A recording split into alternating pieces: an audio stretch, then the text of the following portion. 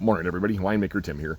Reaching out because I did a little video the other day and apparently it touched a nerve and got some attention. And one of my students reached out to me and said, "Hey, Tim, you should do your one on non-interventionist winemaking." So here we are. Let's start from the beginning. I don't like this term. Matter of fact, I may hate it. Maybe one of my least liked terms in the entire wine industry. So let's start from the beginning on why this is a myth and complete bullshit. Number one, first off, all grapes, all vinifera that we use for winemaking are some sort of crossing or hybrid that came from somewhere around, I don't know, the Middle East, kind of Iran, Georgia area. And most of those grapes probably started as some sort of muscat variety and have evolved into the varieties we have today because grapes mutate a whole lot. And they also cross because that's just the way they work. And so almost every vinifera that we use today is something that was guided by people and they chose what were the best. So that would be what we would call an intervention. Now, the next thing is the primary purpose of a grape is to become bird poop. That's right. So unless you're an ornithologist, you're probably intervening in the natural process of grapes being what they do. Because the goal of a vinifera grape, and most grapes, is they have a seed.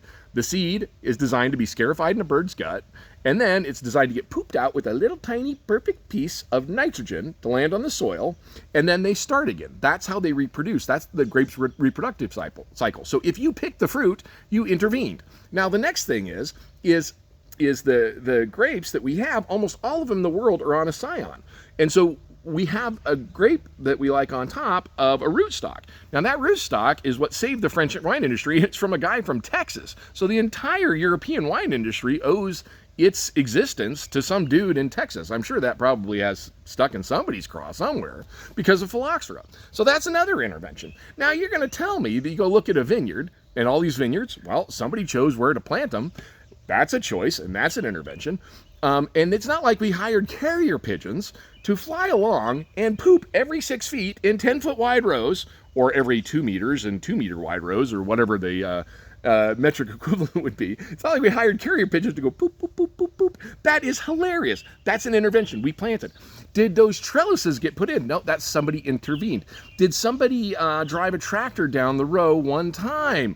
Well, that's an intervention if they sprayed even one thing. Did you grow a cover crop? Intervention. Did you put on compost tea? Intervention. Did you fertilize? Intervention. Did you irrigate? Big intervention.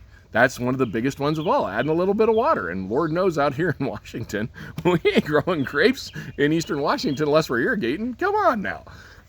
So those are just interventions in the vineyard. Now, did you pick the fruit?